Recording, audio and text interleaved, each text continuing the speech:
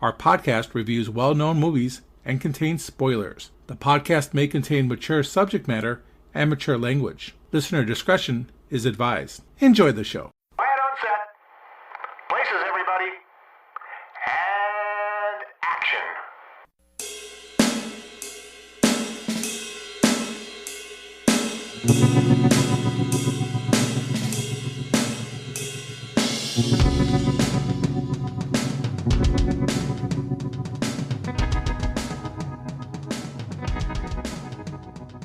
Hello, and welcome everyone. Thank you for joining us today. Well, you probably think that you've tuned in to the Movie Marquee, but we've actually made a change, and we are now called Hooked on Movies.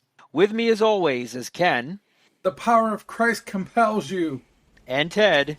What an excellent day for an exorcism. And I'm Eric. Keep away, the sow is mine. And of course, if you know those movie lines, you know what movie we are referencing.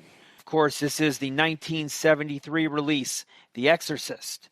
But we are doing the extended director's cut, which came out in 2000. Has a few additional scenes in it that make a lot more sense for this movie. Ted, give us the details of The Exorcist, would you? Yes, The Exorcist, the extended version, was directed by William Friedkin, and it's a screenplay by William Peter Blatty.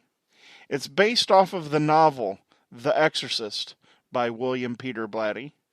It comes in with a running time of an original cut of 122 minutes from 1973, and the extended version is 132 minutes from the year 2000. It had a release date, originally, of December 26, 1973. The day after Christmas. Merry Christmas, here's The Exorcist. That's right. It had a budget of $12 million, and it had a box office gross of $441.3 million, which I think Ken has found, based off of adjusted for inflation, one of the highest grossing movies of all time. Am I correct? Maybe even the greatest, rated R-wise, of all time. It's debatable because people figure out inflation in their own weird ways. I did read, though, that this is Warner Brothers' highest grossing film of all time. That's pretty impressive. Considering the long lineage of Warner Brothers. Bugs Bunny, yeah. Yeah. This is based off of the book, The Exorcist. William Peter Blatty actually based this off of a true story. The true story involved an exorcism that was performed partially in Maryland, but then the majority of it also then took place and concluded in St. Louis. The true story was a boy who was possessed, and his name has never been revealed throughout the years, which is an amazing feat in of itself in this day and age. He goes by Roland Doe. And I have heard rumors that the boy is still alive. Yes, he is. In some of the many podcasts I listen to, they say he is still alive. Yep, he is still alive. In the house that the family lived in St. Louis is still around as well. People can stay in it now and stuff like that, and they can do ghost hunts and stuff in there. It was a true story. Interesting side note: my dad, when he was 10, he had a major accident, and he ended up in the hospital in St. Louis. And ironically enough, when he was at a point where he was recovered enough, a couple of the nurses took him around and were wheeling him around in his wheelchair. They took him by the room where Roland Doe stayed in the hospital. This is where the exorcisms took place. That's pretty neat. Something a little different. Yeah, it's definitely a true story. They have documentaries on it. You could just go ahead and pull up The Real Exorcist. I believe it came out maybe during the time that this was re-released. It's interesting. One of the crazy things is William Peter Blatty based the novel off of a memoir that was found, because what was happening was William Peter Blatty had written other things, and he was looking for his next book, and there had been an article that he remembered from when this all was taking place, and it just so happens that an office or something of one of the priests who conducted the actual exorcism was being renovated, and they found his memoir. And I guess you can find his memoir places, But the main exorcist that did the actual exorcism, he's never spoke publicly about it. They just had his memoir. It's pretty interesting stuff if you really get down deep into it. One of the podcasts I listened to, that after this exorcism took place, that the furniture in the room was sold off, and people didn't realize where the furniture had come from. It went to like some warehouse, and it was sold as remnant furniture, and people were reporting that this furniture was doing some pretty weird stuff in the house. So I thought that was kind of interesting. Could be folklore, or it could be fiction, who knows, but it's still kind of cool. All of this really, at the end of the day, boils down to how much you believe. That's true. The movie The Exorcist has a cast starring Ellen Burstyn as Chris McNeil, Jason Miller as Father Damien Karras, Linda Blair as Regan McNeil, Max von Sydow as Father Lancaster Marin, Lee J. Cobb as Lieutenant William Kinderman, Kitty Wynn as Sharon Spencer, Jack McGowan as Burke Dennings, Father William O'Malley as Father Joseph Dyer, and Father Thomas Birmingham as Tom, the president of Georgetown University. What did the critics think of this? Rotten Tomatoes has this with a critic score of 84%, which makes it a certified fresh, and it has an audience score of 87%, which, when I saw that, I was actually expecting it to be much higher on both counts. Yeah, I would think so too. That's surprising. We've reviewed movies in the past where we were in the 90s. I would have thought for sure this was going to be in a 90s type of a thing.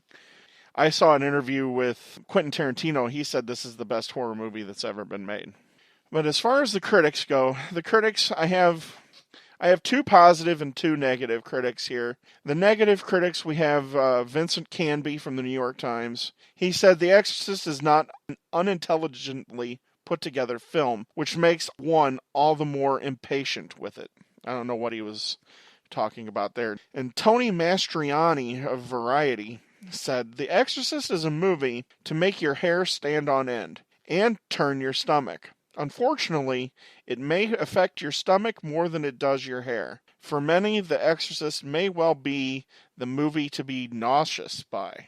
That's a positive review. Yeah. It's something. I think they would consider that positive. Probably. Bill Friedkin probably would.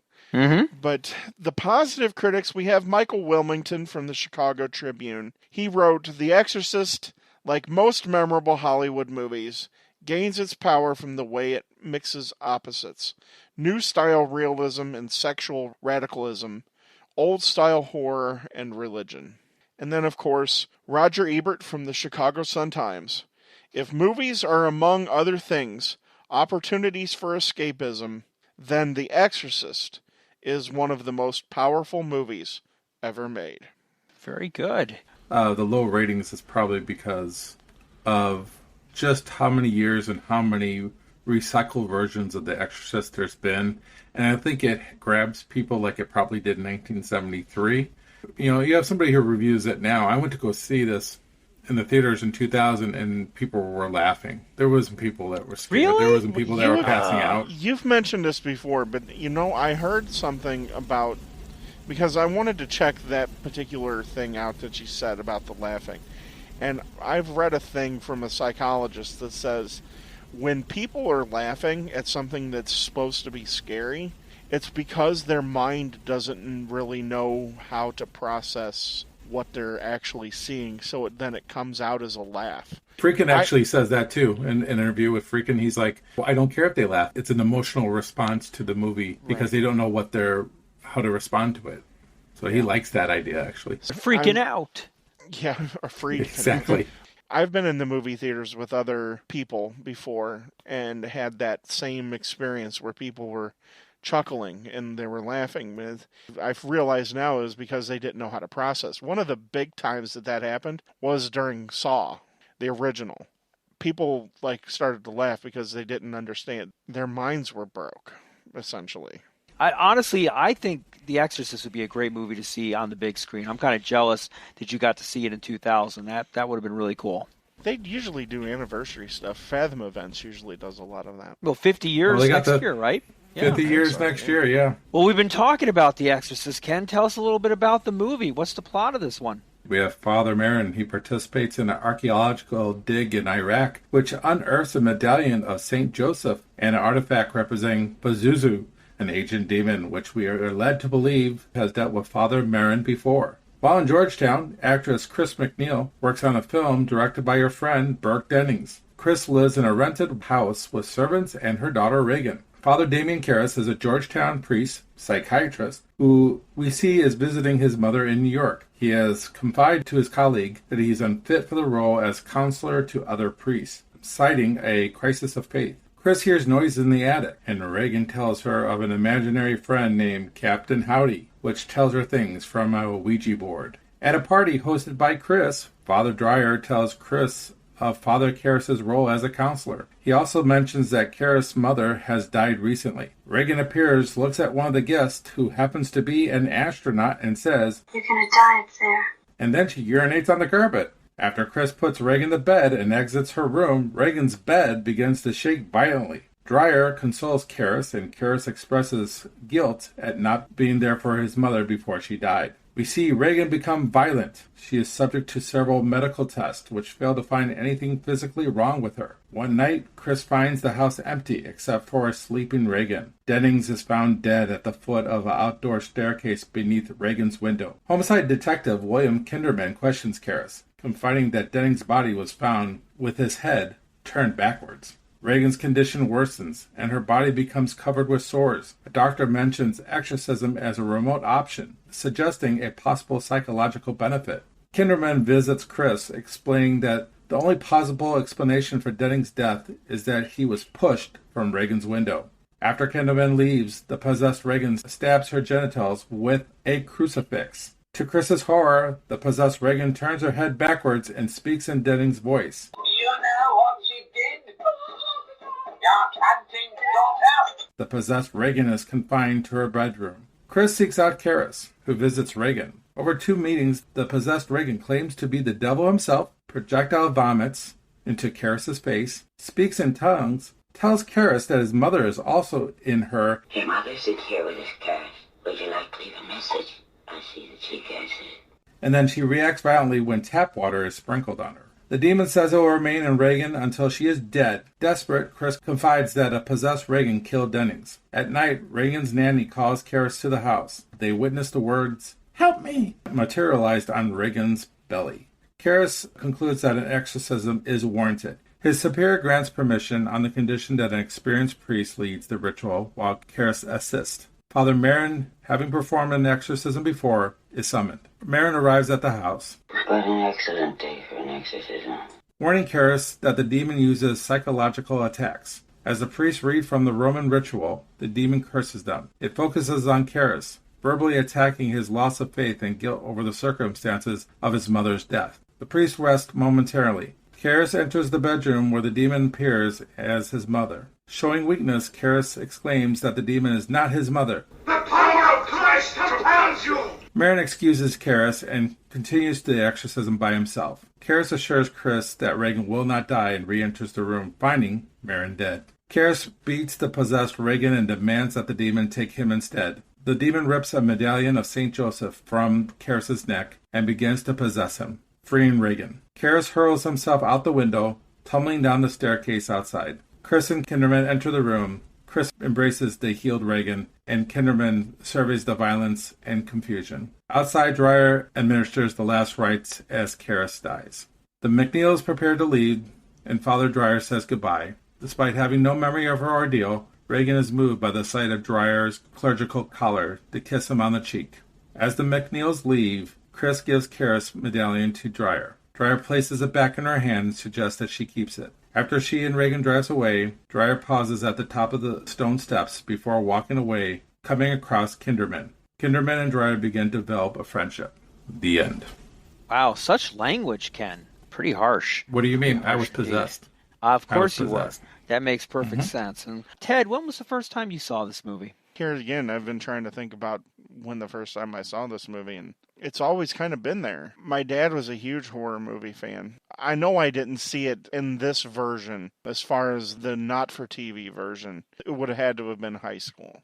It's always kind of one of those movies that's been there, and it was always, like, talked about. maybe like 7th or 8th grade, but here again, it's real tough to pin down because, like I said, my dad loved horror movies.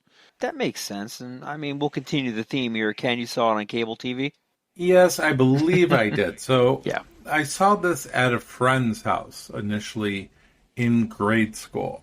I don't think it would have been on public TV at that particular point, but I probably No. was 9 or 10, and we're over at his house during the Halloween season. What I remember most about this is seeing the demon's face, and that scared the crap out of me. Pazuzu.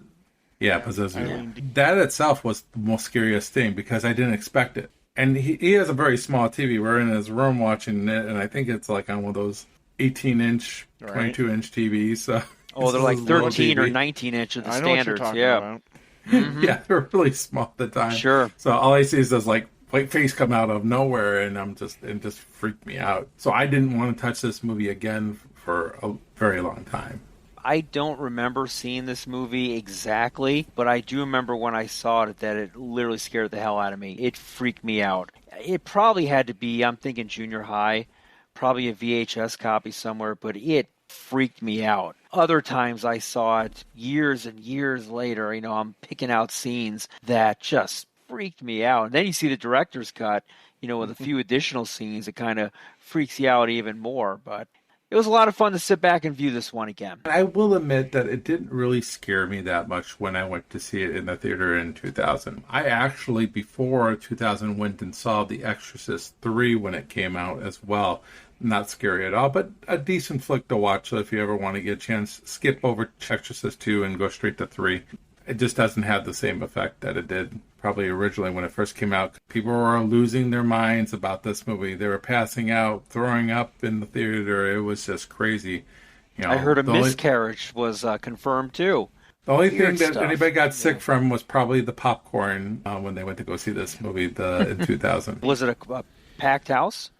It was a packed house. It probably was sold out. There was a lot of people anxious to see this movie in 2000. Just out of curiosity, was it people of your age group or was it like teenagers, younger people? Actually, I was 28 years old when it came out the second time, and I would say it was a good mixture of people. I think what it was disappointing was the additional scenes didn't add any more scare to the movie. The only thing that really was the spider walk. Even then, people were kind of laughing at that, even though it had never been seen before. I mean, in 73, that would freak you out, but I could see in 2000 how that's a little hokey.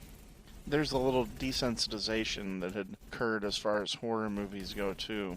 This is a unicorn of a movie as far as really freaking people out. You had a series of 3 movies that I'll talk about later that caused an entire decade's worth of what's been come to known as the Satanic Panic. As Rosemary's Baby, The Exorcist, and The Omen caused an entire panic that ran through America like nothing else.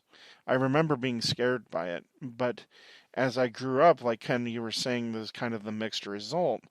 It's never seemed funny to me. What it did is it actually made me look and do further research and think further. Watching it this time around by myself in the dark at about 11:30 at night, I wouldn't say I was scared, but I did feel a little uneasy. Like, if I watch this straight through and I go to bed, I'm going to have some real interesting dreams, that's for sure. One of the coolest things that I remember seeing it was one of the first times I had visited my wife up here before we were married, and her dad had a Bose surround sound system in his living room, and everybody was gone, so we turned on The Exorcist. There was one part where the furniture starts to move, and it came through the behind us when we were sitting on the couch, so the sound came out of the back speakers, and it scared the crap out of my wife. It was pretty funny. But yeah, no, I was like freaking out looking around too. So I understand what you're saying there, Ken, about watching it late at night. Yeah, no, I've been down that road where I've watched it late at night as well. And I was thinking about your movie experience. I will bet you that most of the people in that theater probably have already seen the movie once or twice. Mm-hmm. You know what's coming. Right. You're just seeing it on the big screen, and you're like, well, special effects aren't that good. But actually, they are. But we'll talk about that later. Let's do a dive right into this movie here. I'm going to kick us off talking about the character, Father Lancaster Marin, played by the great Max von Sydow, who we lost in 2020. The character of Father Merrin is an extremely interesting character based on this movie. The character is loosely based on a British archaeologist by the name of Gerald Lancaster Harding, who at the time is responsible for recovering many of the Dead Sea Scrolls that were recovered in 1948, as many of those were going to be going into the private hands, and they would never be seen again. And he was responsible for actually recovering a lot of those and making them public view, so we could investigate those, which is kind of an interesting backstory. Max von Sydow, man, he's the kind of actor that you look at and you're like, man, this guy looks like he's been 70 years old from the date of birth. You know, he's just one of those guys that really comes across as old. But in this movie, in 1973, he's the age of 44 years old. And That's you look at this mind-blowing. movie, it is mind-blowing. I would have never guessed that he was 44. I'm 48. There's no way you could probably put that much makeup on me as well as they did and make it look like I'm in my 70s or early 80s on the age of retirement. I mean, it was an incredible job, and such a great actor that he is. He really played that part well as a aging paleontologist and priest. I mean, he's just incredible as an actor in this movie. The movie starts off in Iraq, in the desert, in Mosul. Father Merrin is a paleontologist. He is a Jesuit priest, and it's kind of the basis of how the movie starts off. The character itself, he is very devout in his faith. In the movie itself, we've talked about it earlier, that the demon Pazuzu is not mentioned in the original theatrical release. It is mentioned in the extended, and I believe it's mentioned in either the second or third one. So you kind of get a little backstory on that. And then there's been remakes after this. We find out that the character, Father Merrin, is actually, this is the second time he has fought this demon. He first fought him in Africa in World War II, so he knows that he is going to be summoned, if you will, to fight this demon. He just doesn't know where, but he knows it's going to happen. He's performed exorcisms in the past, obviously, we know that. We know he has a heart condition, which obviously plays in more towards the later part of the movie, where he's taking nitroglycerin pills, which I know at the time was very common. People that had heart conditions to take nitroglycerin pills to open up their capillaries in their blood, in their veins, so they don't have a heart attack. I think I knew someone years ago that had to do that, but I don't think they do that anymore. But I'm not a doctor. So, one of the interesting things I found out about this role is, I don't even want to say it because it would have been just an entirely different movie, but can you picture Marlon Brando in the role of Father Merrin? No, it would Not be. not I mean, 1973 it's incredible. Marlon Brando. I mean, he would have just been on an entire role there with The Godfather and this, but luckily the director's like, you know what, we're not going to go that route because it would be a complete Brando movie. It would be focused on Marlon Brando and not the movie. Yeah, but the demon could have been a contender. It could have been a contender. It's right? Yeah.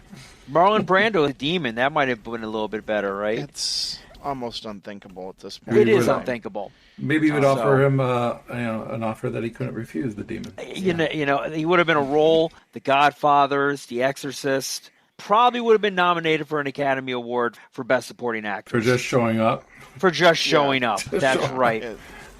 Well, the studio wanted him. This could have been an entirely different movie with some of the people that they wanted, the studio wanted in some of these roles and some of the people that auditioned. I liked Max von Sydow. And you were right, Eric. I would have never have guessed he was 44 years old here.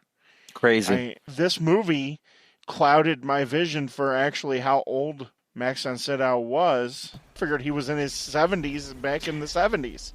And you know what? Ironically enough, too, he looked old in 3 Days of the Condor, which came out in 75. Yeah. I know, right? So he looked great it's in Flash really... Gordon. So when he in Flash that Gordon, was a great look for him. Whoa, Absolutely. what happened to you? You got some aged creamer or something? I don't know. It's one of those weird things. And we were talking about Marlon Brando.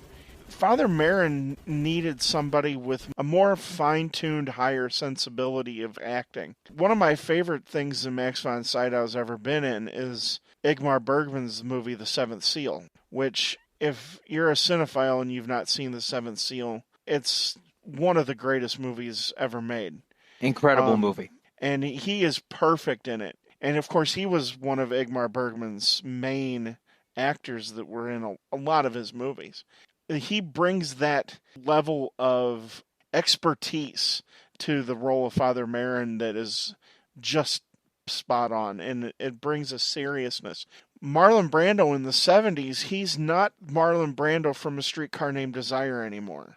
He's now more of a caricature of himself rather than the Marlon Brando. It wouldn't have been a good fit. No.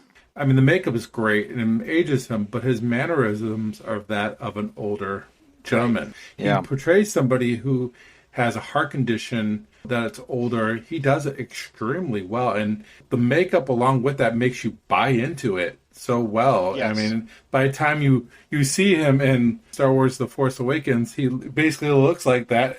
It's amazing Exactly. how the makeup job just really nailed it, because that's how he looks basically 40 years later. He looks exactly like that. Give him credit for that, because when makeup artists usually do old people, they miss the boat completely most of the times, but not here. They nailed it, and not just here, but they'll nail it with Reagan later on. I don't know if they won an Academy Award for this, but if they didn't, that's crazy. I agree 100%. The scene was in Iraq, but this was an actual dig. They had to get permission to be there, and America didn't have relationships with Iraq at the time, so it had to be an all-English crew, all from England. That was interesting. And in order for them to do it, they had to teach the people in Iraq how to do movies, how to make film blood. They filmed everything else, and I think at the end they actually end up filming the Iraq parts. Eric, you had mentioned that Father Merrin and Pazuzu had done battle before. Yes. A spiritual battle. And this is something that I've learned through my years that I've been interested in exorcisms and things like that. Malachi Martin, who was an ex-Jesuit priest, wrote a brilliant novel called Hostage to the Devil. And he talks about some of the exorcisms that he was a part of. And he says that the exorcism, quote-unquote, community that these priests live a part of, this is super common, that you will do battle with the same demon time and time again. The way he described it in his book is like these demons are seeking spiritual battle with that particular person to do battle with them. It's one of those weird things. I highly recommend the book, Hostage to the Devil. By the way, I was reading this while we were talking. I want to go back to when I first saw this. I was reading that CBS actually was broadcasting this in the 80s, but it was a edited version done by Freakin'. 43 minutes long. That's a fine line that they have to cut Oh, there. boy. Wow. So like the Virgin Mary was crying blood instead of having all that. Oh, sure. Oh, yeah. Yeah, all that you other could stuff. never show the rest of it. This is probably one of the top-tier movies that should just never be edited for television viewing, because it completely takes away from the whole movie. It really does. 100% agree. 100%. It's horrible. Now, that is something that I would probably laugh while watching. Yes. Freakin' actually, he revoiced the demon and had to no. replace the wording because he had a fallout with the actress that actually really said that. Oh, no. So just really yes. bad overdubbing of... Oh, yes. Oh, no. Oh, I want to see this now. I got to find a copy. I got to That's find some- it somewhere. That's some Mystery Science Theater 3000 Yes. sort of crap. Oh, that's there. awesome. That is horrible. awesome. Very cool. Well, thank you for giving me a good laugh for today. In a very scary horror movie, we all get a good laugh out of an edited copy that our good friends at CBS viewed years ago.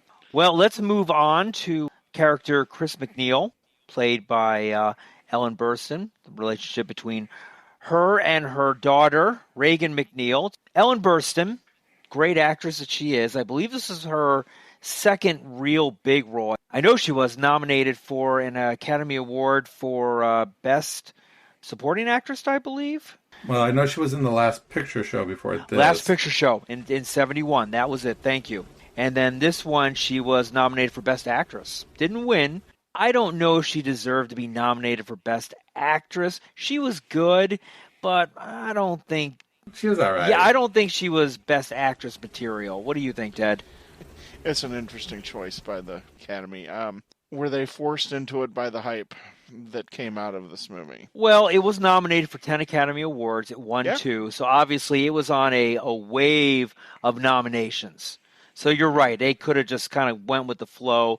Now, if she would have won, now we could sit back and go,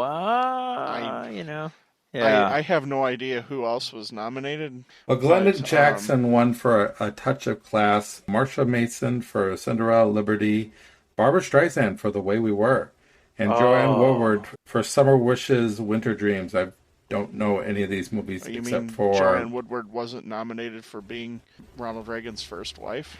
Weird Goodbye, tangent Mr. to Chip. go on, Ted. Yeah, really Sorry, weird. sorry, Weird good tangent. Yeah. Sorry, goodbye, All Mr. right. Chips. So really but, not okay. well-known movies to my knowledge, except for the Barbara Streisand, which we reviewed before, and you Way go we ahead and were, check man. that, Absolutely. check that out back in the movie Check marquee. it off the list. We got it. We have it on the movie marquee. Her performance was really good there. It was. In The Way We Were. Yes. I haven't seen the other movies, so I can't really comment. Right. about Nor have whether I. or not- But it's interesting because of the fact that a horror movie did not get this type of an attention when it came to the Academy Awards. No. So I don't think there was pressure here to nominate her. Her performance was okay. I don't think the movie circled around her enough to require a performance of an Oscar-worthy nomination. Well, horror movies have always been looked as the bastard stepchild of the Academy anyway. There was a period from Rosemary's Baby until like the end of the 70s where there were higher class horror movies before then the slashers took over. And I know some people don't consider Silence of the Lambs a horror movie, but that was really the one that broke through the glass ceiling. It's interesting that The Exorcist rose to the height of actually being nominated because horror movies were not looked at as anything like that from the Academy as being worthy. Kind of like comedy. I mean, it's... Yeah. So we're all in agreement that she probably should not have been nominated for a Best Actress, but she was still good in the movie. I mean, her role as the mother of little Reagan, I thought she did a really good job in it. I definitely believe she was a loving mother. She cared for her daughter extremely much. Like 2 conflicts in this movie with her. One, the battles between her husband, she's separated from, and the movie that she was filming, a movie in a movie, if you will. So that was taking a lot of her time away from Reagan. But when she was with Reagan, that was her number one priority. Definitely a loving mother. We can all agree on that. They lived in Los Angeles. They were renting a home in the Georgetown community of Washington, D.C. while filming the movie. I think she was supposed to be somewhat of a kind of like a mid-role actress. People recognized her here and there. I don't think she was a Streisand-esque type of movie star. I think she was just because she got invited to the White House. I mean, she did, but that was a surprise, though. She brushed it kinda off like blew it no off. big deal. But she wasn't really, that wasn't her thing, though. She wasn't like Gloria Swanson or something, you know. She didn't really care about that kind of thing. Well, I think this was a lead role for her in this film. I think she was playing a teacher who was dealing with riots, like the 60 riots in these colleges back in, not even a decade Only earlier. probably like 5 or 6 years earlier. But she had a relationship with the director. I think she's probably close to a tier A. She could afford easily to have a nice place in Georgetown. And have servants, so secretary. That relationship with the director, Burke Dennings, that's weird. That's very weird. Questionable. Mr. Dennings comes off many different ways, but I don't know about him and her hooking up as one of the ways I would go. I don't believe it. Creepy. I know that Reagan mentions that she likes him and stuff like that. Does she? I don't. Is she just being nice though? She's a kid trying to say if it makes her mom feel better. Reagan might have, as a child, been misinterpreting her mom being nice to this creepy old director. Who was a mean drunk, I might add. Yeah, he's an asshole. He's mean drunk. Yeah. He needs to leave that poor Swiss guy alone. I know, right? Yeah, he's like wanting to pick a fight. I wanted that Swiss guy to just knock his block off, just to right? punch him in the face. Oh. He kept calling him a Nazi. Yeah.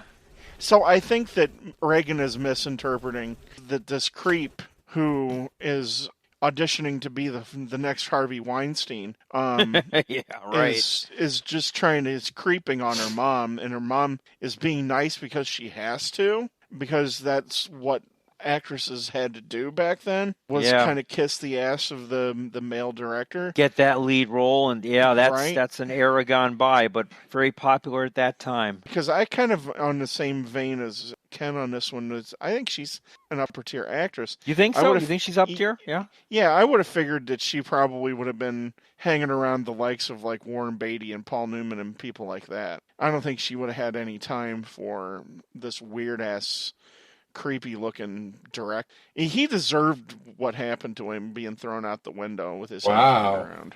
Wow, I don't know if I would go that far. Yeah, I mean he's an asshole.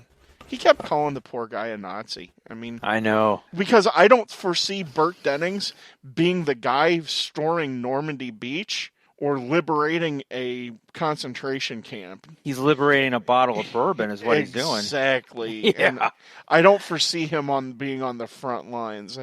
More of a John Wayne, I'll fight the war from home type of. The actor who What? played him, Jack Gowan, he passed away a month after this movie was Yeah. released. His last role. Influenza, I think it was. And He was older, clearly. I don't think he was even 55 years old at the time he died. People he looked a looked lot older too. then. Jeez. Yeah, he did. He looked a lot older, but I think he was. I think it was 54. Is this part of the Exorcist curse? It could be. We'll He, find out. he played a drunk very well. It's funny you mentioned her being a possible A-lister because some of the people that were up for her role are top-tier A-lists of the day. So Ellen Burstyn, relatively a newcomer to the scene, obviously, but she came on pretty hot, so she definitely had a little bit of swag to go into this role here, but she was not your big A-lister at the time. The director really fought for her on this one. Studio didn't want her, but he really did, and he obviously won. But some of the names that have been dropped in this are pretty impressive. Audrey Hepburn. Audrey, can you imagine Audrey Hepburn in that one? No, I'm Oh. too old by that time. Yes. Now, she declined because she was living in Rome, Italy, and she wanted it filmed in Italy. And he's like, no, we're not going to film it in Italy. So she's out. Anne Bancroft, who would have been a shoo-in for it if she was not pregnant. She wanted it delayed 9 months because she really wanted the role, but they could not push it out 9 months. And she That would would've be a been big one interesting. coming off the Graduate. Yeah, exactly. Jane Fonda turned it down. I can imagine Jane Fonda in that role. Coming off I can Clute. too. Shirley MacLaine, suggested by Blatty, but she turned it down. Almost too big of a personality, almost. Let me correct that. She didn't turn it down. The studio turned it down. Blatty turned it down because she was in a movie earlier in 1971 that was possession-related called The Possession of Joel Delaney. Never seen that's it. right, yeah. But they did not want her for that reason alone. This one is a great one. Considered, but didn't audition, Carol Burnett. No. No. Carol Burnett. I'm dead serious, yes. Sorry. Geraldine Page turned down the role. This one I can see. She was considered but didn't audition, but definitely kind of an Ellen Burstyn type of actress. Lee Remick. Yeah. Yeah. Streisand declined the role. Offered, didn't read for it, declined it flat out. She chose The Way We Were. She chose The Way Yeah. We Were. Obviously a good choice on Good her choice, part. Last name on the list, Miss Raquel Welch. A little too hot. No, too hot maybe. I wouldn't say too old. Little Yeah, too hot. Too hot. Raquel Welch would have been very interesting in that role. One Yeah. person's not mentioned there that kept going through my mind, and I think the reason it kept going through my mind was because of her haircut, and that was Mia Farrow. Ellen Burstyn has a very similar haircut what Mia Farrow had in Rosemary's Baby. Rosemary's Baby. Yeah, that's...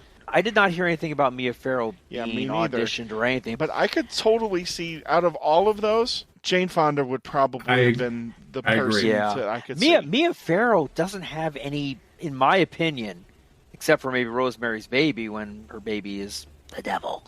She doesn't have any maternal Spoiler instincts. alert. Yeah, spoiler alert if you haven't seen it since 1968.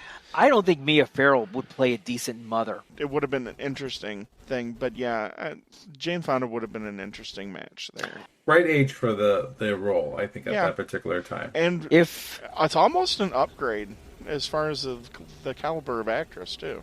Correct me if I'm wrong, though, but when was Miss Fonda in Vietnam doing the That would've been protesting there? Wasn't Was that like early 70s? 1916, like 1969. Was it the late 60s? Okay. Yeah, 69 or 70, so yeah. So there might have still But- been some backlash. There's Yeah. some backlash. There's Oh, yeah. backlash to this day. Yeah.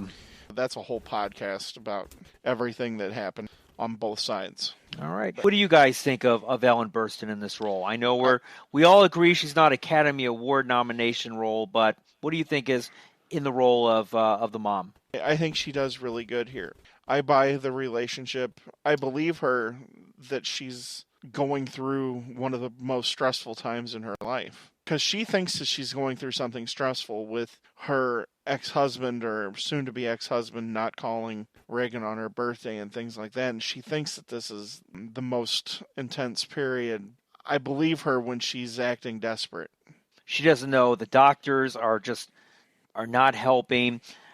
They're putting her poor daughter through these horrible medical tests, and nothing is coming conclusive. She doesn't know what to do, and I believe it. I like it when she is just having the meltdown with the doctors at the table. I mean, very believable. I think she's a little bit out of touch with her daughter, though, because even for 1972, 73, do you let your daughter play with a Ouija board by herself? She's an atheist. She has no doesn't believe. religious. People who don't For her, it's a believe in game. a Ouija board, yeah. It's a game. This Ouija board comes out of nowhere. These crosses with Jesus on them come out of nowhere. They just randomly all show up here. But I think she's a good mother overall. But I do think she has her career in front of her. I mean, her career is like the most important thing to her. It's why they're there. It's a role that has the potential to be annoying if it's not played right. She never comes off whiny. If I remember right, wasn't she seriously hurt on the movie set by that dresser drawers? Yeah, the image that is on screen is the one where she gets hurt. She actually broke her coccyx in her lower back, where your back meets your rear end. She broke the bone because Friedkin, he didn't think that she was getting the right amount of emotion being slapped by Reagan. Friedkin told the people who were controlling the strings that she was attached to pull her harder, and they pulled her super hard. Then that's the image that's on screen, is the one that broke her lower back. And the dresser drawers almost fell on her. Well, then maybe you could have got Jane Fonda. I don't know. Bill Friedkin kind of abused the actors here. This is the first time we're going to talk about Mr. Friedkin's method, I guess. The directorial style. I've not done a deep dive into the background of how Friedkin treated Gene Hackman on the scene of the French Connection. I don't think that he did those sort of things to I don't Gene see Hackman. Gene Hackman taking that kind of shit from him, to be honest with you. But I don't either. He took some liberties. We'll put it that way. So, Ken, tell us about Father Damien and the struggles that he had in this.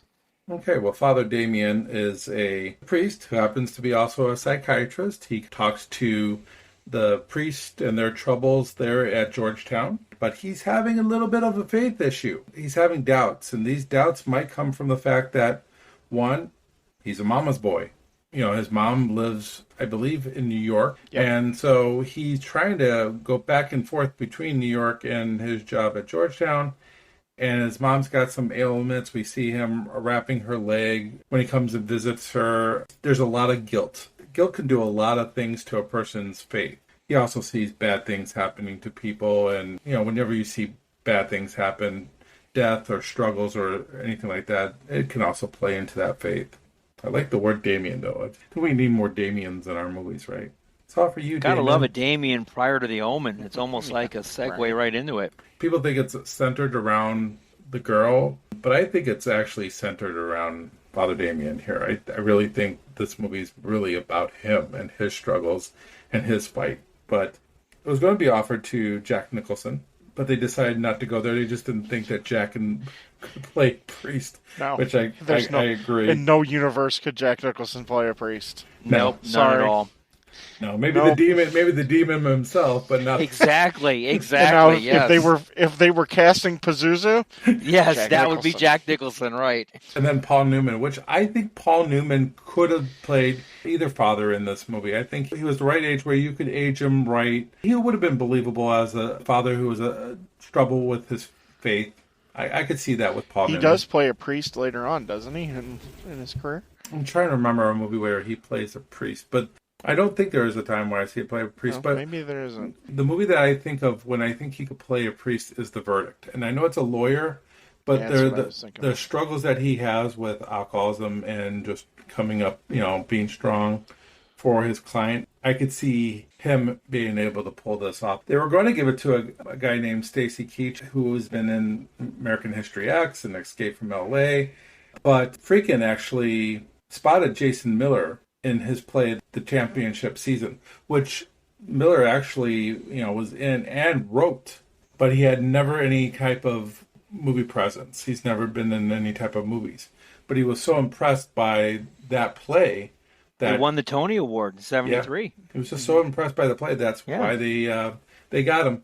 As far as his performance, I think it's a little bit uneven. I buy him as the priest, and maybe that's why it works. A priest should be kind of awkward, especially a priest in this situation who has trouble with his faith, who seems to be a chain smoker. His other friend of a priest steals some liquor and gets him drunk when his mother dies. Yeah, because you don't go to God to get your worries gone. You go to the bottle. Paul Newman would definitely be a strong upgrade here and would have been able to shown a lot of more different emotions. But overall, I think he does a decent job here.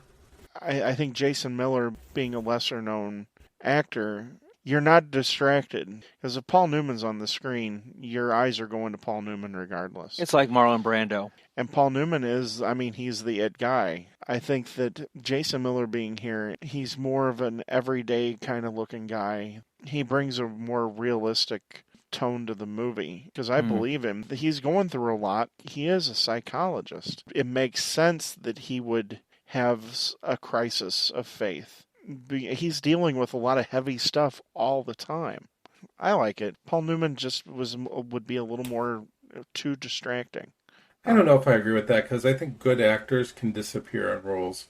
If they do it right, True. great actors will make you forget who you're watching on film. And I think Like a Tom Hanks, for example. Yeah, like a Tom Hanks. And I think Paul Newman is right there with a Tom Hanks, if not better than Tom Hanks. He's better than Tom Hanks, but I'm not trying to knock his performance. I think it's good. Him being a psychiatrist, I think, is a nice little add-on because he has to deal with so many other people's problems. right. And his own, that there's that mixture there that can really cause havoc with your faith. I would have liked to have seen maybe a little bit more of that. I don't know much about the actor that was placed by him, so I can't really say if that would have been a better choice or not. Stacy Keach, Yeah. Sure, good actor. Just he's recently known- died too, I believe. He did a lot of TV stuff too. Jason Miller here, it was a good choice. Stacy Keach is really good in American History X. It would be like if you said that they were going to cast Powers Booth in this role as well. Because Stacy Keach is a bad guy. He's known for playing bad guys. And we just mentioned his name just a few moments ago. I think Gene Hackman would be good for this part right here. Interesting. And the fact that he just worked with Freakin' in the French Connection. He plays a priest in the Poseidon Adventure. That he Wow. does. I don't You know know, if we're going to hold that up for as whether or not you should be able to play a priest or not. But Maybe not. All right. Maybe not. But Poseidon You know, an Adventure. interesting fact about the actor. Do you know his first wife was Linda Gleason, daughter of Jackie Gleason? yes, I did know that. And his son is actor Jason Patrick. Right. No, Yeah. really. Yeah. Huh. The way that they put her in, like, that hospital. Psychiatric ward. That's Yeah. one of the more disturbing things. That's a publicly funded hospital. They do allude to a little bit that she has dementia, so maybe it is more of a psych type of a floor. You get serious Nurse Ratched vibes Yeah, in the whole definitely, thing right? too. That's almost a circle of hell that he walks into to see his mom there, and it builds the character. It's one of those take your breath away type moments when he's going through there and he sees all these people, and it's like, wow, man. To think to be able to see your mom in that sort of situation, that's got to be hard. Not only in that situation, but that's how it ends. That's the last time we think that he sees her. And that's how the relationship ends. She doesn't want to go home with him. She is shunning him. Now, that could be because she might have some type of mental condition, or she's just legitimately pissed off at him for kind of leaving her stranded. Everybody's kind of blaming him for where she's at, and now she's doing it. The guilt is just going through the roof now. Well, Ted, let's roll on here. Tell us a little bit about Linda Blair's performance in this movie. Linda Blair's performance here is really amazing, if you think about it. She's 12 years old. This is an awful lot to ask of any actor, let alone a child, to be able to pull off heady material like this. About when we talked about The Shining, we talked about Stanley Kubrick's relationship with Danny. They never told him that they were making a horror movie. There was no hiding the fact that this was a horror movie. And she's been being asked to do some things that are quite disturbing, to say the least. I think she really rises to the occasion here. And just as another page in the book of William Friedkin torturing the actors, in this section of the movie is when things really start to ramp up with the possession. She sits up and goes back down repeatedly on the bed. Well, that was made from almost like a steel corset, and it wasn't tied just right. Friedkin didn't think he was getting the right amount of despair from Linda Blair, so he had them do it harder. I guess whoever was in charge of tying this corset around her didn't tie it exactly correctly and actually broke her back. And she still suffers from back issues to this day. The film part that he caught of her breaking her back is what is on screen in the final cut of the movie. It's kind of weird. Even the studio had no idea the cultural impact that this was going to have.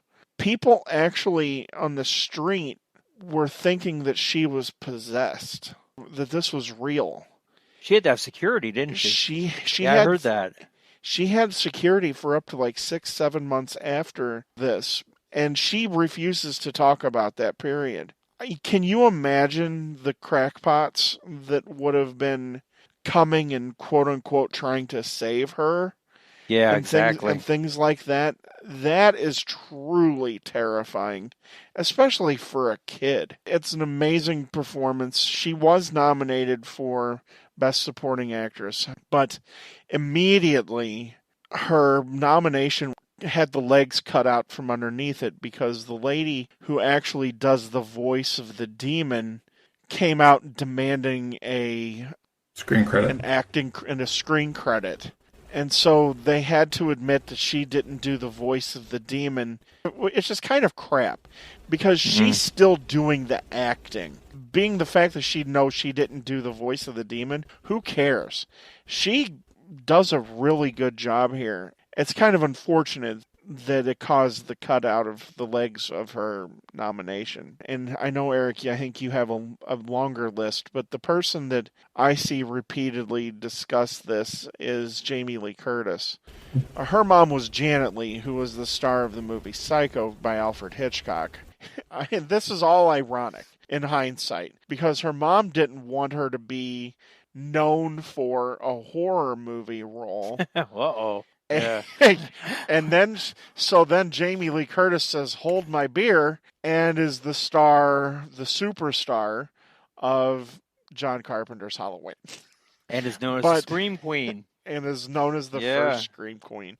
At the end of the day, it sounds like Jamie Lee Curtis, to this day, she is glad that she did not star in The Exorcist. I don't know if somebody was playing a cruel joke on Jamie Lee Curtis, but I guess for her 15th birthday party, they showed The Exorcist. It terrified her.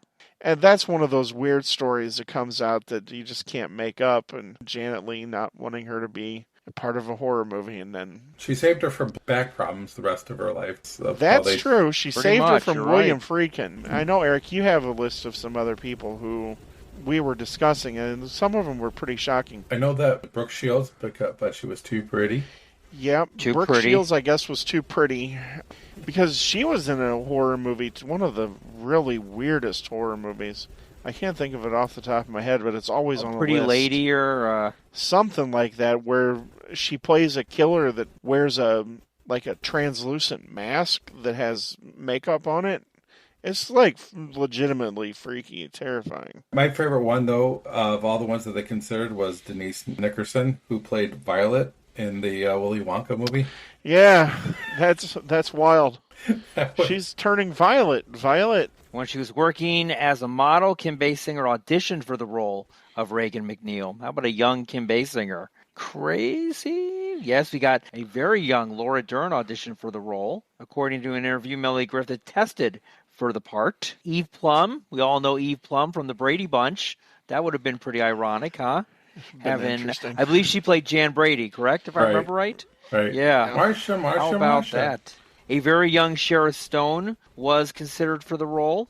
That's an interesting group of people. Interesting list. I wonder if this was sort of a thing, too, that when this came up for the role, they just sent out a mass casting young women around age 12. One of the famous things about this movie is the what could have been people. The cast of people that auditioned or were up for the roles is just incredible, the amount of people, names that we know today that back then were nobodies. You have Anissa Jones, who was known as Buffy from the Family Affair. Remember Family Affair? Affair? Yeah. That little TV girl? show? No. Yeah, they considered her. It's interesting that we think that they did this big casting call, but some of these people they said no to themselves because they were too well known.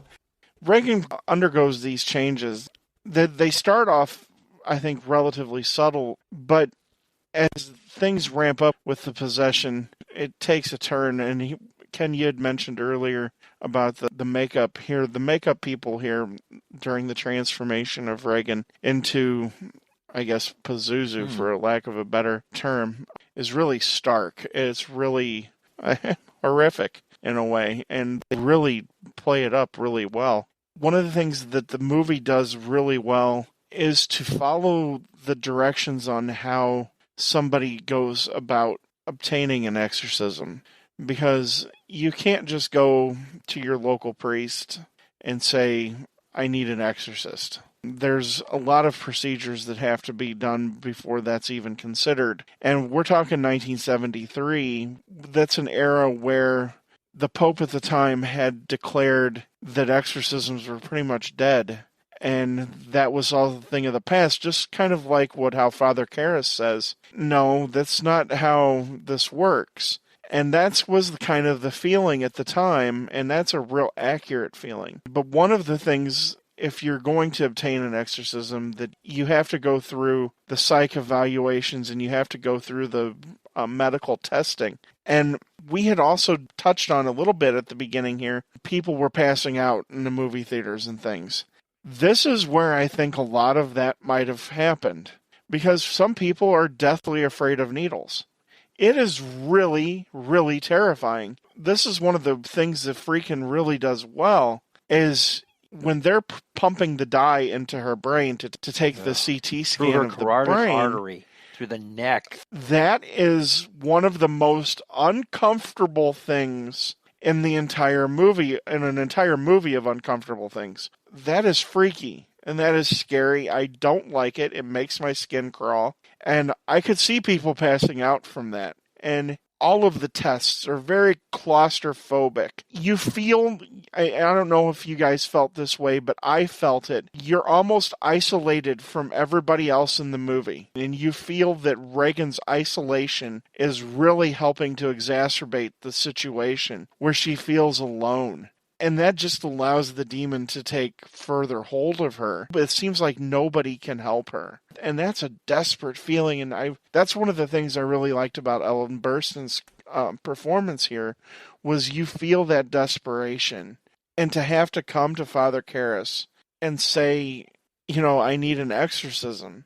His first instinct is medical. He's like, well, I'm a psychologist. Before he mentions that he's a priest, he's a psychologist. And I like how he approaches this. And I don't think Karras really understands what he's going up against until that first time he walks in the door and he sees Reagan / Pazuzu sitting in the bed. And then, of course, it goes through all of the tropes. Well, now what has become tropes. of possession movies, but it's actual things that if you do enough research, you find out that these are real things that people who are quote unquote possessed entail. They talk in different tongues. Pazuzu talks in Latin and in French. And the smell, because you've seen Ellen Burstyn's character, the one part where they have to cover their noses. I guess if you read enough, some exorcists that have spoken out have said that it's like a sulfur smell, like of rotten it's funny. eggs. I forgot that she was speaking French. Kind of leads me to believe that the French are demonic. Yes? French Dun, are dun, dun, demonic. dun. All right. Beautiful. Yeah, the French are demonic. The thing that really I think that solidifies things for Father Karras is when he asks Ellen Burstyn's character, did she know that my mother died? And Ellen Burstyn's character says, no, she would have had no way to know that. And that's another thing that has to be in a place for something to be visible for an exorcism. Telekinesis or telepathy, and Regan exhibits both. She moves the dresser and the doors and the chairs, but then she also knows about things that she would have no common knowledge of. Another cool thing that the makeup artist did was the help me across her stomach. That was a practical effect that they did because they actually look like scars. I like that he does the fake thing with the holy water, but when it's just the tap water, yes, Pazuzu writhes and screams, but it has no physical effect. It's not until we actually see the actual holy water hit Regan's skin do we actually see it sliced like being cut. But isn't any water that's being thrown by a priest holy water? I mean, I was thinking that too, actually. Well, yes. see, yeah, that's a dark area. We'll put it that way. Because, yes, technically, if he's a priest and he says any sort of prayer with the water, it should then become holy water. And this is coming from a That's one of my Catholic. favorite lines in the movie is when she goes, it burns, it burns. I use that line all the time. Yeah. the demon doesn't probably know any difference. He's thinking that it's holy water. I mean, I think the demon knows everything. I think the demon knows exactly what's going on. I think the demon knows there that if he acts that Right. way and it's not real, that everybody's going to go away. But ultimately, he wants Father Merrin. They play the part that Father Karras records, which is something else that has to be done to get an exorcism. You have to have proof. They play it back. It's Pazuzu speaking backwards, and he mentions Father Merrin. But that's also cool. The sound editing in that section, it's not just one voice. There are layered voices there. It makes it really creepy. If you research the exorcisms and things and people that have talked about it, that's something that I guess happened. I don't think this demon wants Father Merrin. I mean, I don't think that's his number one person. I think he wants him there, but I think Father Karras is the number one target because he even tells him that he wants him to join him. Any sort of priest would be a major feather in the cap for the demon. Plus, he knows take that the there's soul. probably some doubt in this priest because if he knows everything about his mother and knows about even the bum on the street that asked for some loose change or whatever, I'm thinking this is all set up to possess him, and we'll talk about that later towards the end. I can definitely see that interpretation of it. I do, however, reading Father Malachi Martin's book, A Hostage of the Devil, and I do believe a lot of what he says, even though he was on Coast to Coast an awful lot. Hey, I like with Art Coast to Bell. Coast. And me too. I was. He an died awesome recently. show. Yeah, within the last few years, I think. He mentions that these demons will, especially if they've been beaten before, they will seek out the priest that bested them to do battle again. So, in a way, I think Pazuzu is looking to take Father Merrin. However he needs to get to him. And this is my personal opinion too, based here off of things that I had researched throughout the years. Father Karras probably never would have been allowed in that room for the actual exorcism because he had exhibited a doubt of faith to another priest. And to, when we get into the exorcism scene, an exorcism is usually conducted with a priest, an exorcist, and a helper. and then two Priest witnesses. and a rabbi and a preacher And going so to there- a bar. Yeah. That's right. Right. And a witness walk into an exorcism. But it's more dramatic if there's just the two of them. And it brings in the whole trope of, I need a young priest and an old priest. And I think it builds the tension. We were talking about earlier about all the medical procedures Reagan has to go through. The first procedure that they do, especially, I think, is step by step accurate on, I forget the name of that procedure, but they were very adamant about performing it the way that it's supposed to be done. When we were joking about this, of course, that it seems like all doctors are smokers and all priests are drinkers. It doesn't seem like anybody really takes their profession seriously. I know in 1973, we were joking offline that 4 out of 5 doctors would recommend this type of cigarette, that everything is 4 out of 5, basically, back in the 70s and 80s. But Linda Blair here is awesome. I mean, she has to go through a lot of physical demands here. I mean, being thrown up and down that bed like crazy. To this day, she still has back problems, and it's a shame she didn't win for Best Supporting Actress. I know Tatum O'Neal won for Paper Moon that year, and probably deservingly so, too. That was a good performance as well. But the things that this girl had to do just to get through the process, I don't care if somebody had to mimic the voice itself. She had to show facial frustrations, happy girl that slowly, and we were talking slowly there, it wasn't like all of a sudden she was full scale possessed. She went through the phases and she exhibited the phases very well facially. It was really well done. It's a shame that her career really never took off after this. She appeared in a lot of beef horror flicks and basically never was taken seriously as an actress. I think she had the chops based on what we see here at a very young age. The scene with the psychiatrist when she just basically grabs him by his scrotum and just kind of like, just like takes him down. Kudos to the makeup people too to slowly make that transformation. I mean, I seen what they try to do. They made her try to look like a witch and a zombie and all this other stuff. And they settled on just slight alterations to her face. Cuts, bruises. You know, it got more disgusting as time went on, but I never felt like they really truly overdid it. The part where she's being flipped up and down the bed when the doctors come and visit her, I thought that was like a dummy doll that's just being thrown back and forth, but that's actually her being thrown back and forth. How crazy that is. How much this director and the stagehands put these poor people through. I think the only reason why he even got the job as director is because nobody wanted to put a 12-year-old through what they put Linda Blair through. Because I know Kubrick was one that was considered, Mike Nichols, who I think was the director of The Graduate, but he didn't want to do it because who wants to torture a 12-year-old girl and make her say things and do things? I guess her mom was okay with it. I'm sure the paycheck helped out. It's the price you paid to sell your soul to the devil, I guess. Yeah, I guess so. It's amazing, and it is unfortunate that she never really got to do anything else except, you know, these B-level horror movies. She got to do Repossessed. With Leslie Nielsen.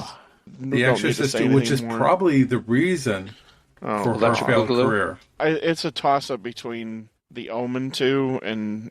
I'm going to disagree with you on that. I don't think The Omen 2 is that bad, actually. I think it's a very watchable movie. One of the things we talked about, Bill freaking torturing people. That's the common theme of this podcast, apparently. Yeah. Yeah, exactly.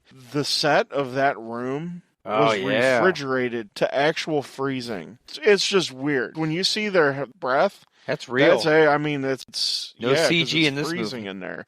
Burt Dennings probably did get pneumonia from it. It would actually snow in that set because of the heat from the lighting and everything. That's how cold it was. Just completely off the wall. We didn't even talk yet about where she comes down and tells that astronaut he's going to die at the party, and she pees on the floor. Yeah, here again, things that she would have no way to know. Yeah, that's the whole telekinesis and telepathy and things like that. I'd like to know if the astronaut did die. Stuff. Yeah, that would have been interesting. Like they find out like a few days later that he explodes or something like that. I mean, and then we see the part that it gets to the point where she tosses the director out the window. He had it coming. Her mom is driving home. She doesn't notice. That's how intense she is about her daughter. She doesn't even notice a crime scene in front of her home. That's one of those things that doesn't equal, but it's something that I didn't notice really until watching it here for the podcast. Is like, oh, that doesn't make any sense. How would she not know that Totally there was a crime oblivious, scene right? out in front of her house? Car wreck, no problem. Homicide, Top of no mind. problem. My daughter, that's a big problem. And then you get that detective that shows up afterwards. Columbo One of the wannabe most over there. awkward, the most awkwardly placed character in the Gee, entire Mrs. movie. Neal. That I don't Mrs. McNeil. understand the point of him being in the movie. Yeah, I mean, if you take him out completely, it doesn't I don't know. change And anything of the, he of the asks movie. for her. Yeah, and he asks for her. Says it's What's her the daughter. hell up with his jokes? It's just I don't get his weird. jokes. If somebody could possibly ever explain to me this joke that he continually tells, once to Father Karras and then to Father Tom at the end of the movie. I mean, is it supposed to be that it's funny that he's seeing Othello with Lucille Ball? You know, because they ask who's in it, and they said, I was like, yeah, I've seen it. Seen it. Just to say they've seen it, just so they can't go. But then they smile afterwards to each other after he says it because it's like a Right. joke. And the cop goes, "Oh, so another Well, wise." It's like if Ted told me he wanted to see. see a movie with somebody It's that like, he what the likes heck? that I completely don't like, I'd be like, oh yeah, I've seen it, you know, and just kind of smirk at it. Yeah, but Ted would be like, "No, you haven't." Yeah. Yeah. I mean, I don't get it, and I don't get him. If we'd never even really talked about him, I don't think anybody would have even have missed. No. And he's a weird character, and he's weirdly placed because we don't need any more tension. If we were instituting like a detective story into this where we have to find out who'll kill Burke Dennings, that would build a tension, but we don't need any more tension here because we have a demon upstairs. The only way I see this working out better is if the detective was actually dating her. So instead of her having a relationship with the director, she's actually seeing a cop, or she started dating a cop while she's filming here. Because he dismisses this all at the end like nothing. Wait a second, there's been 2 murders and a heart attack. Right. And you're going to dismiss it completely? How do you make that work? How do you tell your police department, hey, I'm just going to drop this because, you know, there might have been some demon possession happening here? Doesn't pay off. It doesn't fit. I don't care for it. But moving on, scenes in movie history. Him driving up in that cab, and you have all this fog in front of the house, and they got that music playing. Is like the most iconic thing. It is iconic. It's one of my favorite movie images of all time. It's been replayed over and over in other movies and comedies and things of that nature. Here we start. Father Merrin comes in. He talks to Father Damien. They set up their game plan to go take care of Reagan and this demon. The demon calls out Merrin's name right off the bat. While he's coming up to the house, the demon does look a little scared. It looks a little intimidated, like, uh-oh. It's like the dog that chases the car. What happens if the dog? Well, here we are, and they're about to do battle, and so they go upstairs and they do the holy water thing, and they're doing the prayer thing, and we haven't even mentioned earlier about the fact that Reagan spits the pea soup at Father Karras, and that was not on purpose of where that landed. That was supposed to land right in the chest earlier, but it hits him in the face and the mouth, and that reaction that he gets is a legitimate reaction. He actually was ticked off that they hit him in the face. And if you listen to the props guy, years later, they said they purposely did that. Of course they did. Because what does William Friedkin like to do? Torture people.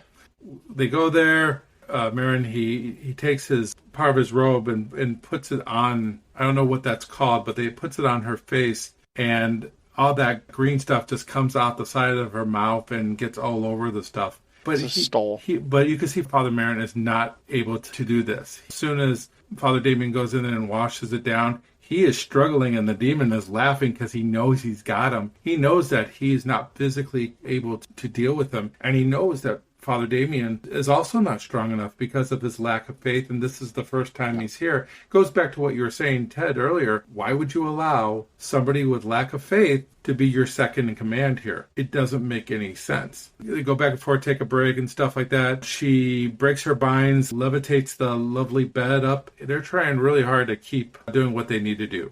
But the devil, like we said, is a liar, and she got that tongue going out just every single which way that you can. But I was listening to something that was saying that in those type of intense situations, either you're focused on the task at hand or you're focused on your environment. There's like no in between, and you could see the difference between Father Marion and Father Damien. Damien is looking at the situation and he doesn't know how to handle this. Father Marion is like, I've done this before. This is a piece of cake for me. They say the power of Christ compels you, all that good stuff. Try to tie her back up, and Damien gets hit over the head by Reagan, almost knocks him out. But Father Marion, he's struggling. He has to go take those pills again. Father Damien is struggling. He comes back in and to check on her, and all of a sudden he sees his mother. I think mentally in his head, that's what he sees now. And then she just talks to him like in her mom's voice. I love the fact that the demon has a sense of humor. And she's like, by the way, Karis, your mom's in here. If you like to leave her a message, I'll make sure she gets it. I think it's funny. I think it's purposely done to give a little bit of a laugh in a certain way, even though it's kind of horrific, but at the same time, it's funny just the way it's delivered. And she goes back and forth opening desk and stuff like that earlier on. So they're just having a little bit of fun at the beginning. But here, he can't handle it because he hears his mom's voice and he has that guilt, and the guilt is back. And Father Miriam comes back and sees his struggles and orders him out. Yeah, he's broke. But he gets that second win. He goes downstairs and Chris is talking to him about, is my daughter going to die? And he has that Rocky moment where it's like, no. And, he gets that second win and he runs upstairs, but only to find out that Father Marion is dead. And that's where... Murdered. Well, I don't know if he's murdered. I'm thinking his heart just gave out. I don't think the demon did anything to him to kill him. I just don't think those pills helped in this particular case. He was just in no shape to do this. And she's just like laughing and having that little giggle. That is perfect. I love that. It's just so wrong and so right in so many ways. Damien, he decides to beat the crap out of poor Reagan. He just starts wailing on her and starts punching her.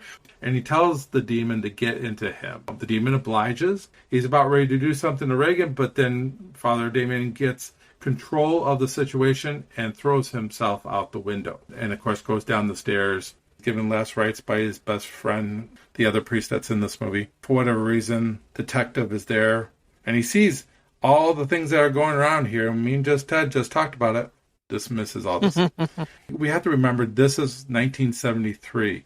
The special effects that are being done here are really, really good. You don't see the wires of the levitation. They do some simple things right to make everything work well.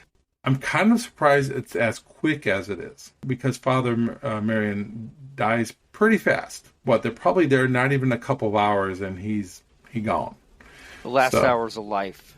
After this is all said and done, Reagan goes back to normal. The only problem I would have had with the makeup people, but it's supposed to be, I think, only a day or two afterwards, and they're leaving, and her face is not too bad. Not too bad, yeah. I would have liked to have seen a little bit more recognition of what happened to her face and everything, but she sees Father Damien's friend, the priest, because he's there to say goodbye to them, and she gives him a kiss on the cheek. Because even though she doesn't remember anything that really happened, she still has this feeling of appreciation of what was done for her. And then we see that stupid thing about the priest and the detective getting together and talking about going to see a movie. And supposedly they were supposed to do this Casablanca type of thing where the beginning of a beautiful friendship. But it was left out of the original cut for a reason, and I think it should have probably stayed that way. Definitely. The one thing here that was brought back into the 2000 cut was, I think, one of the most poignant scenes of this whole section. Father Marin and Father Karras, they've had to stop because that's where we get to see Reagan posed as Pazuzu with the backlight behind her, which is another iconic shot in a series of scenes full of iconic shots. And they're just sitting there and they're trying to regather themselves. And they're both emotionally and physically tired. And Father Karras mentions to Father Marin, why this little girl? And Father Marin sums up, I think, basically the whole movie in the most eloquent way possible. And he says it's to destroy our faith in a God who would allow this to happen to a child.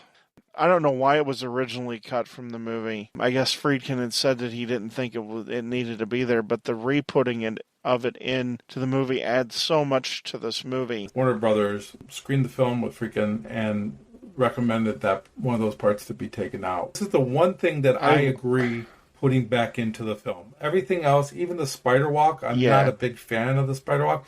Even though that's a real person going down, they still had a wire on her when she went down, but they found like a contortionist to kind of be able to walk down that staircase. To do the... But it was determined by an executive at Warner Brothers to cut some of these scenes. The writer and the director didn't talk for a while after this. They were very upset about this, and they finally rekindled their friendship and decided to do this re-release in 2000 to put back what was taken out. But some of the stuff they lost. I mean, they couldn't find the audio for, which is unfortunate. Like I said, there's so many scenes here. There's so many cuts and pictures that are so iconic. Probably, for me, the most terrifying thing when she starts to levitate. It's so I lose realistic. myself into It really the movie. is. Yeah, it takes my breath away. And of course, the picture of Father Merrin pulling up outside and standing under the street lamp. There are maybe 5 or 6 truly iconic images in movie history, and that's right there. This whole section is so crazy. I mean, and it begs the question, ultimately, at the end of the day, good doesn't win here. Pazuzu still essentially wins. He got the best of Merrin, and he got Karras to kill himself. Reagan is fine, but everybody around her is broken. I'm going to disagree with you on this. I'm totally on the opposite. And the director actually said it depends on how you look at it. Everybody's going to look at it 2 different ways. But I will say here it's a win because guess who gets his faith back? Father Karras gets his faith back. And because of that faith back, that's a win. True. Because what the demon wanted to do was totally destroy that faith. And instead, Karras trusts in his faith to overcome this. And he basically gets rid of the demon to, not do this to anybody else. I think they win here. I can definitely see where you're coming from.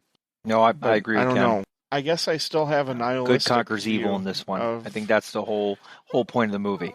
I can definitely see that. Say, what happens to these characters if Reagan doesn't, let's say, get possessed?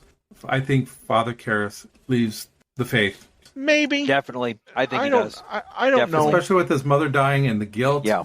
This situation actually acts as a way to cope with the guilt that he has for his mother that died. And Father Merrin, he's a shell of himself because of all the exorcisms that he's done, all the battles that he's done. He's tired. He's fighting death right now. Yeah. And so I think one person is already on the edge of death. The other one has given up on life. I think he's given up on life, not only on faith, but on life because of everything that he sees around him. The death of his mother, people being hurt, bad things happen to good people, things of that nature. It's destroying him. And I think in the end, they win because Father Merrin does the battle. He doesn't hide. He goes out and does what he needs to do. And Father Karras, like I said earlier, the moment where he tells Chris that his daughter's not going to die, that right there is the winning moment right there. I'm not going to argue with you because that's how you see it. Because I think this might be one of the instances where Bill Friedkin might be right.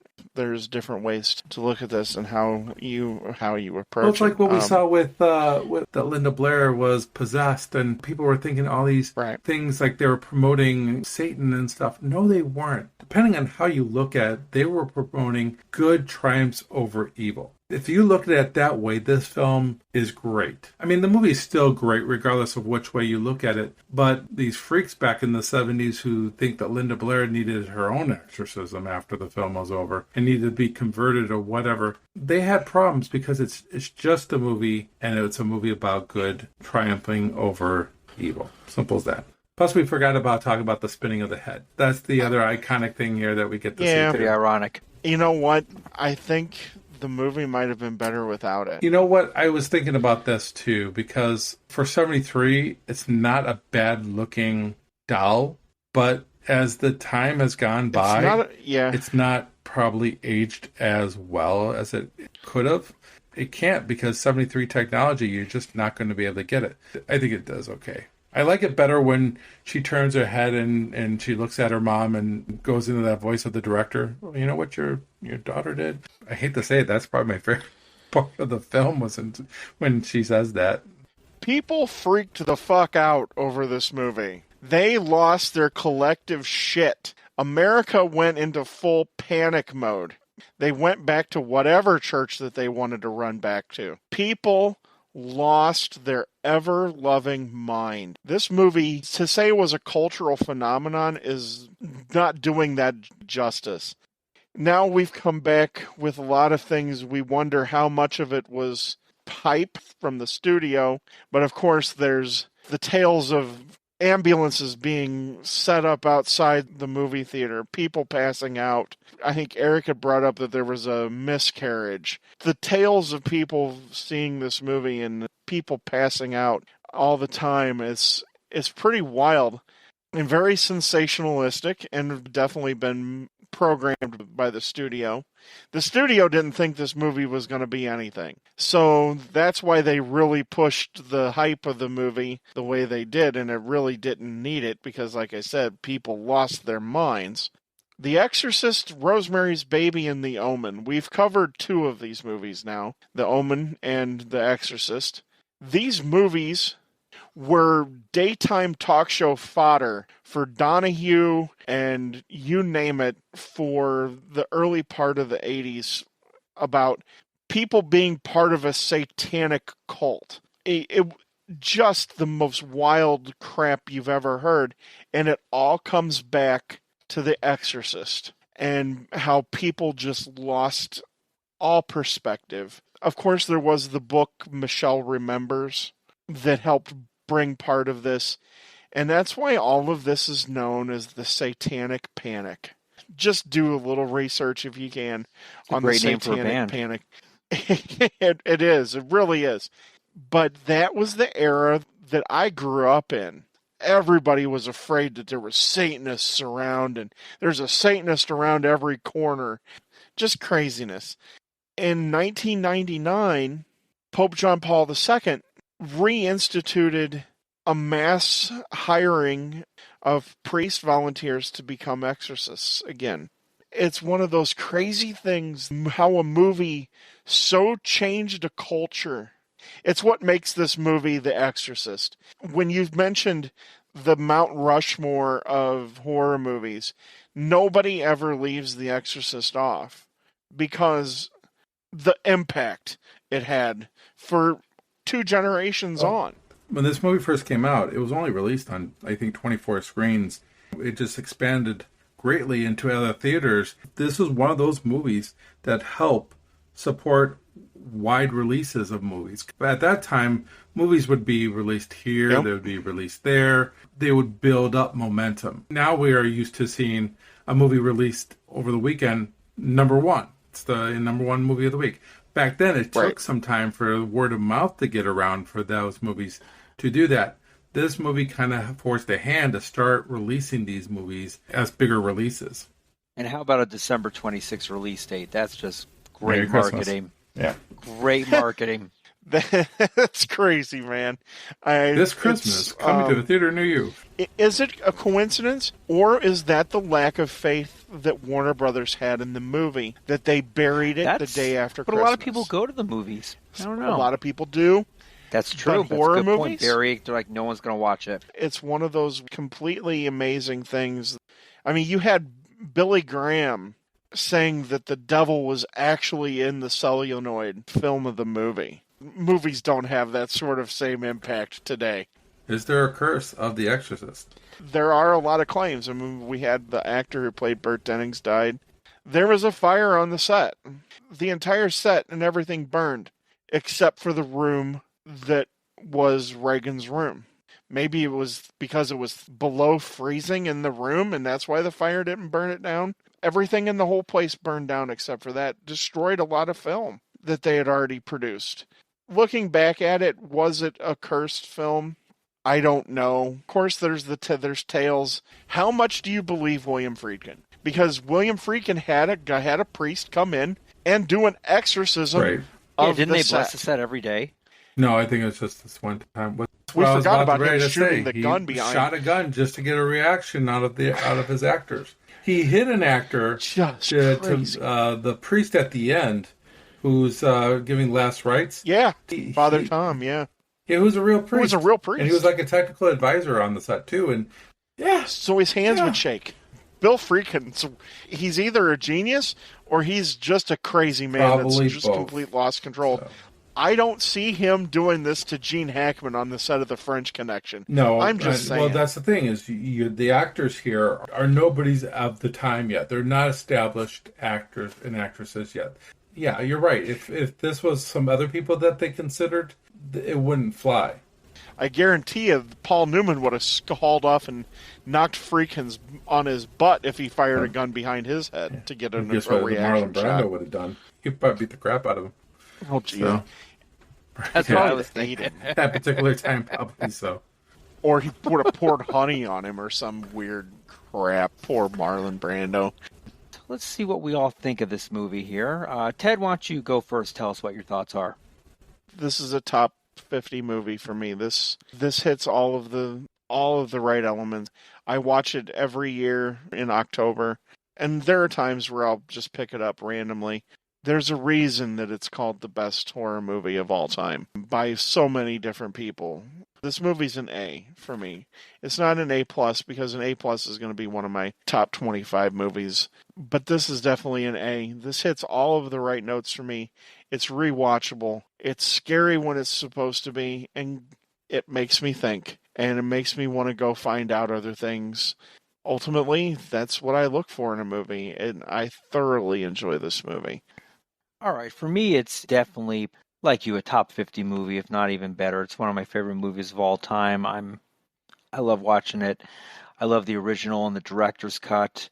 Blu-ray copy, you can definitely see the transfer is far superior to the DVD. I only wish it was available on 4K, but it's not. Maybe someday. Hopefully soon. There's very, very few bad things I can say about this movie. It's just an incredible movie. Like Ted, for me, it's a solid A. If I were to grade this like years back, I think I would give it a better grade than I'm giving it now. It's a scary movie. I love the characters in it. I do think the movie does drag at times. I do think there are things in it maybe not needed. We talked about the detective. Even though I think those scenes are good scenes, they are just kind of wasted on this film. They would be perfectly fine in some type of other thriller, but here they just don't make any sense. The added scenes that were added to the special edition, the director's cut, whatever you want to call it, the only scene for me that adds anything to it really is the scene where the fathers are talking about why Reagan. And I think that's a very good scene. But the rest of it seems to really not make a difference to me whatsoever on that. Linda Blair's performance is great. The score sets everything up extremely well. But through the years, it has suffered from other movies mimicking it. Ted had mentioned earlier the doll. He said he would now take that part out. So there are some things that are kind of dated in this movie. There's talk about either a remake or a continuation of this story with the original actress who played the mom. For me, this movie's a B. A few years ago, probably a B+, but I just think throughout the years it's just it's dated itself a little bit, and I'm going to just settle with the B for this movie. They've tried to resurrect this movie. TV show that only lasted 2 seasons. It was absolutely god-awful. They've done 2 post movies. And then I saw both versions of The Exorcist at the beginning. One was okay. The other one was just That's the curse right there. bad. If you want to do it, maybe follow the true story. Because the true story is just as scary. This doesn't need to be resurrected again. I guess you could do Father Karras like as an older 60 or 70-year-old priest. Of course, he'd probably be in his 80s by now. Father Karras is dead. Yes, I know. Karras is well, dead. That's a good check point. out. Good point. Maybe he check comes out back. the Exorcist 3 because he comes He's back. He comes back. Right. He comes back in the What? Exorcist 3. See, I've never seen The Exorcist 3. Yeah, it's, Father Karras does?